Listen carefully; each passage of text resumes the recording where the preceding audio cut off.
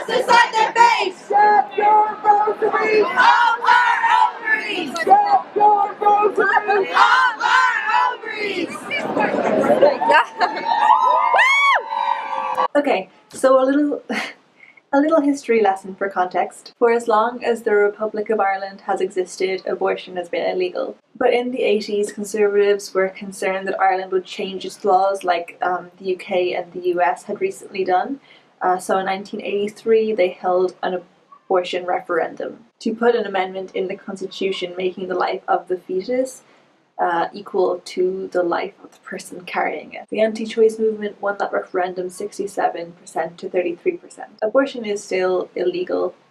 The Constitution still has that amendment, and the punishment for taking an abortion pill is up to 14 years in prison. This amendment has hurt people, it has put people in danger, and it has killed people. And today, 25th of May 2018, we vote to get rid of that amendment and finally give freedom and bodily autonomy to women and trans people and non-binary people.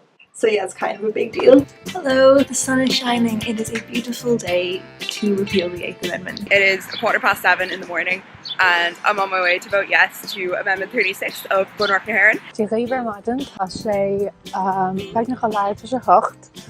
August on my RT vote on Taylor Rio. I just voted for the first time to repeal the 8th. I'm feeling a bit shaky today, so my friend's mother has agreed to give me a lift to the polling station. I texted her yesterday to make sure I'd have a way to get there. Yeah, she's going to give me a lift instead of me walking down the hill because I might have fallen over and that wouldn't have been good.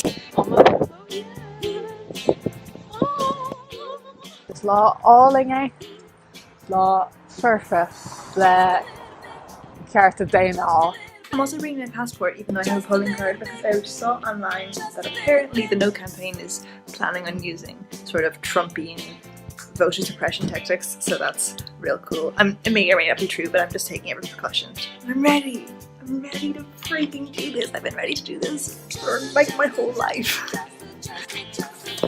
Hello! I was on my way to vote and my next door neighbour was pulling out of the driveway next door with his wife and his daughter in the car. Himself and the wife had both been like staunch no's all along, but his daughter has been involved in the campaign for years now. And anyway, the three of them were pulling out and he offered me a lift and I was like, no, it's grand, I'll just walk down. And he goes, well, there's 3 yeses in this car anyway. And his daughter literally just like burst into tears. It was like the cutest thing I've ever seen. It was so nice. Got stickers, thank you.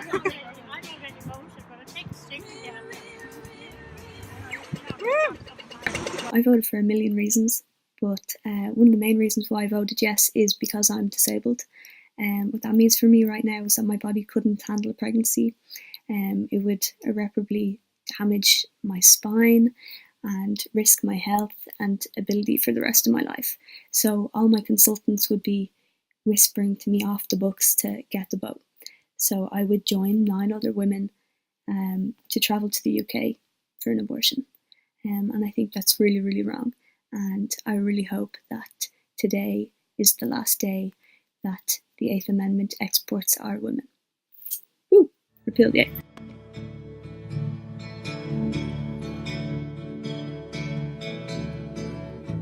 These bloodless brides of Jesus, if they just once glimpse their room, then they'd know, and then drop the stones concealed behind their rosaries.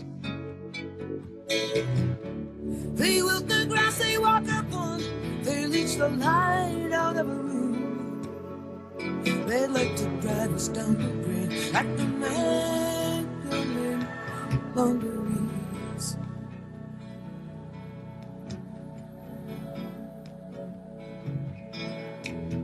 Pig O'Connell died today. She was a cheeky girl, a flirt. They just stuffed her in a hole. Surely to God you'd think at least some bells should ring. One day I'm gonna die here too, and they'll plant me in the dirt like some lame bulb that never blooms. Come any spring, not any spring. How are you going to change the country?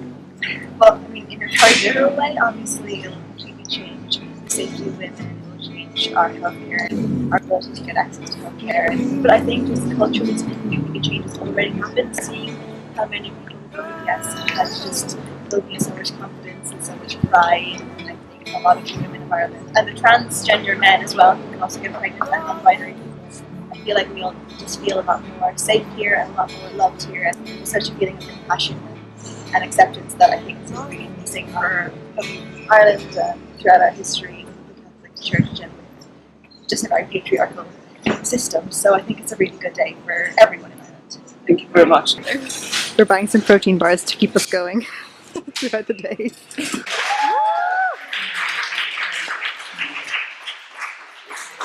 Now, campaign groups on both sides of the referendum campaign have been giving their reaction. I want to get your, show me your t-shirt though. Cool shirt. You can see how empowered you are. No, it's chill, just like act natural. It's such a good day. It's such a good day. As we go marching, marching in the beauty of the day. And kitchens, a thousand mill-lofts gray, are touched with all the radiance that a sudden sun discloses. For the people hear us singing, bread and roses, bread and roses.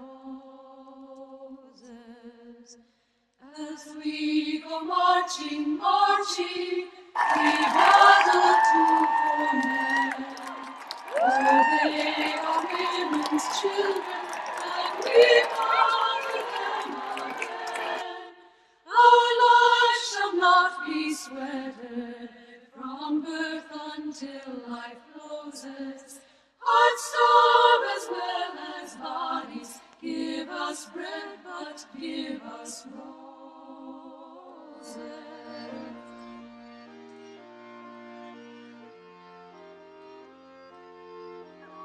As we go marching, marching, unnumbered women dead, go crying through our singing, their ancient war for bread, sorrow and love and beauty.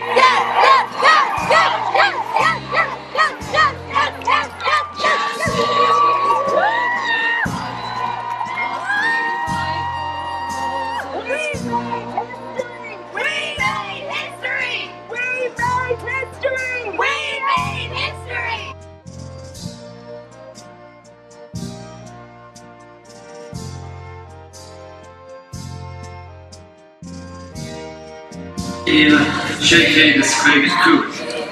Total poll 2,159,655. Lean the Bopper Navalny, Shaking the Domino Dome. Invalid ballot papers 6,042. Lean the Voti Volley, Gavillion, Kate the Scragged 3 million, Shaking the 3 million. Total ballot poll 2,153,613. Lean the Voti Evolve on Toga, Million Caracade Spihel Email, Ligue Esoptimate.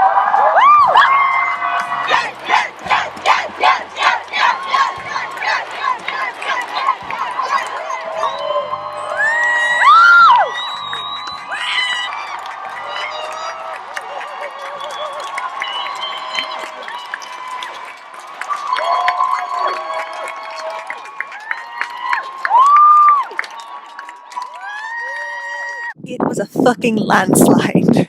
I saw this tweet after the results came out. You know the phrase "it took my breath away"?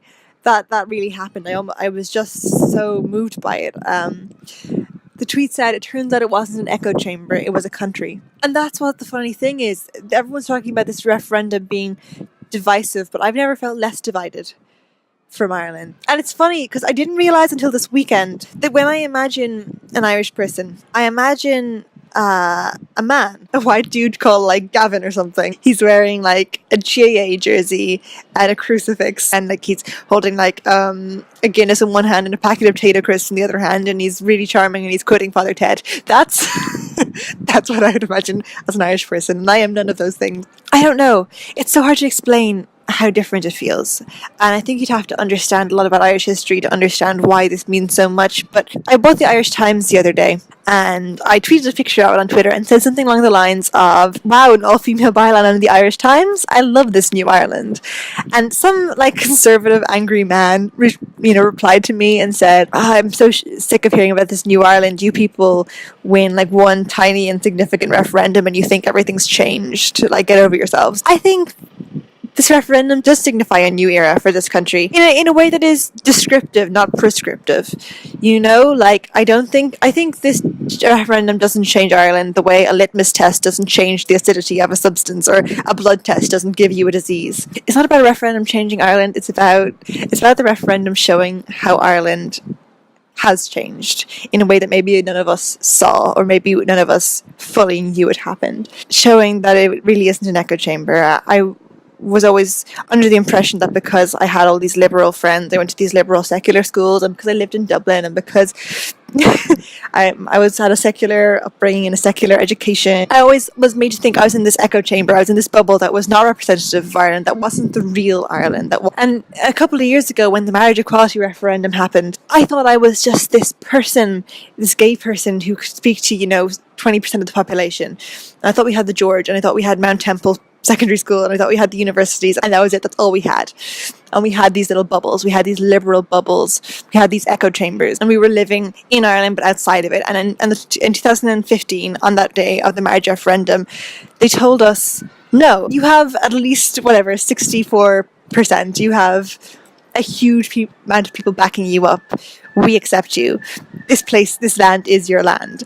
And it was so moving, and I couldn't describe why. And my mother and my aunt, who are both really, really supportive and who don't have a homophobic bone in their body, they just didn't get it. Like, they voted yes, and they were delighted when we won, but they didn't understand why it meant so much to me. The night of the day after the referendum results this time around, I had this conversation with my mum, and we stayed up so late, which is rare for me because both me and my mum are very concerned about my health at the moment, obviously, so I don't usually stay up late with her. But we couldn't stop talking, and we were just talking about all of these things, and she was telling me about the Ireland she grew up in, and she just said to me, like, I get it now. The marriage referendum wasn't about marriage, and this referendum wasn't about abortion. I mean, it was, but it was also about saying, okay, this has been a horrifically misogynistic, sexist, homophobic, conservative country. How do we feel now? Let's check in. Are we different? Have we changed? It wasn't just the referendum. It was standing in Dublin Castle with all of these different women and gender minorities of all ages and shapes and sizes and etc. just screaming together and shouting together and crying together and hugging each other. When I was growing up, I thought that I wasn't in on the joke. There was Ireland was this in-joke that I didn't entirely get, and the in-joke was what happens at Mass. What a communion wafer tastes like. How to say the Our Father. But also other things. The in-joke was masculinity and heterosexuality, and it wasn't just that my parents had chosen me for me to be raised outside of the in-joke, it was that I was actively excluded from the in-joke. I realised I'd been imagining Ireland, the quintessential Irish person, as this guy in the GAA jersey with a crucifix or whatever, and now I don't really. I imagine, a young arts student with like pastel hair and a short fringe and a nose piercing in a black repeal jumper handing out pamphlets in Temple Bar. I think of people in high vis walking around canvassing night after night, and it comes back to that tweet. It comes back to the place I knew, the place that I was told wasn't the real Ireland.